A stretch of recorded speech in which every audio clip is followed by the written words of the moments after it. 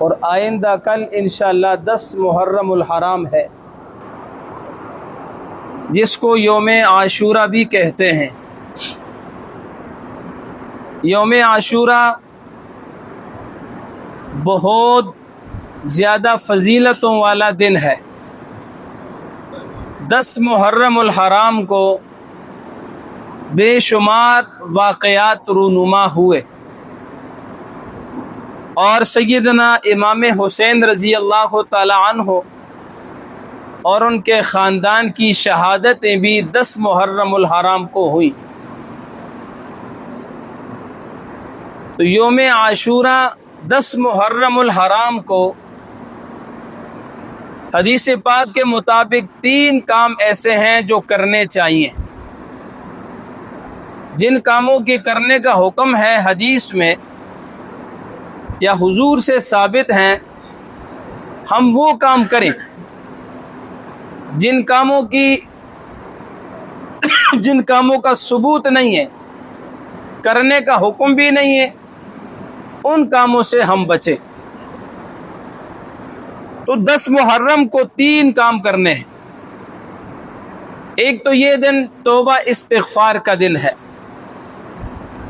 حدیث پاک میں آتا ہے، جس کا مفہوم ہے کہ محرم الحرام کے مہینے میں ایک دن ایسا ہے 10 محرم کا دن، کہ جس دن اللہ تعالیٰ نے ایک قوم بنی اسرائیل کی توبہ قبول کی، اور اسی دن اللہ تعالیٰ دوسری قوموں کی توبہ بھی قبول فرماتا ہے۔ تو ہر مسلمان کو چاہیے کہ 10 محرم الحرام کو صلاۃ توبہ کے نفل پڑھ کے اپنے گناہوں پر اللہ سے معافی مانگے، اپنے گناہوں پر توبہ استغفار کرے۔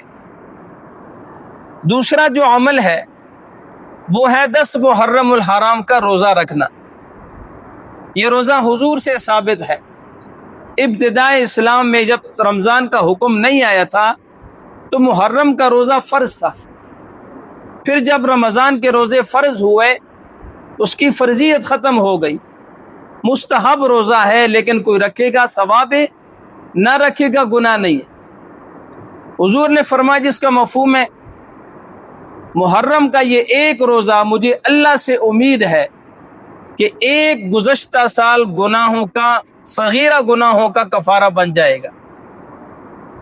لیکن جب حضور علیہ الصلوۃ والسلام نے روزہ رکھنے کا حکم بھی دیا، تو صحابہ نے آپ سے عرض کی، اللہ کے رسول، اس دن تو یہودی بھی روزہ رکھتے ہیں۔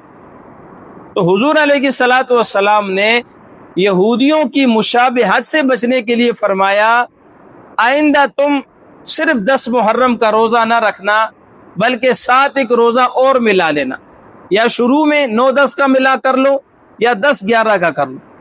اور اپنے بارے میں فرمایا، اگر آئندہ سال میں زندہ رہا تو میں اس روزے کے ساتھ ایک روزہ اور رکھوں گا۔ لیکن آئندہ سال حضور علیہ الصلوۃ والسلام کا انتقال ہوا۔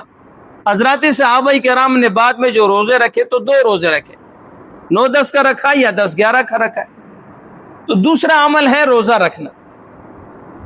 اور تیسرا جو عمل ہے، حضور علیہ الصلوۃ والسلام کی حدیث ہے، جس میں آپ نے فرمایا، جس کا مفہوم ہے جو آدمی یوم عاشورہ میں یعنی 10 محرم الحرام کو اپنے گھر والوں پر کھانے پینے میں وسعت کرے گا، اللہ تعالیٰ اس کو پورے سال اس کی رزق میں، اس کی کمائی میں اللہ وسعت عطا فرمائے گا۔ تو اگر روزہ رکھا جائے، افطاری کے لیے اپنے گھر والوں کو انتظام کیا جائے ان کے لیے، اور اچھی چیزیں ان کے لیے بازار سے عام دنوں سے زیادہ چیزیں لائی جائیں اور اچھی چیزیں لائی جائیں، اس نیت سے کہ آج 10 محرم کا دن ہے، میں اپنے گھر والوں پر وسعت کرتا ہوں، اس کے صدقے اللہ تعالیٰ میرے اوپر وسعت فرمائے گا۔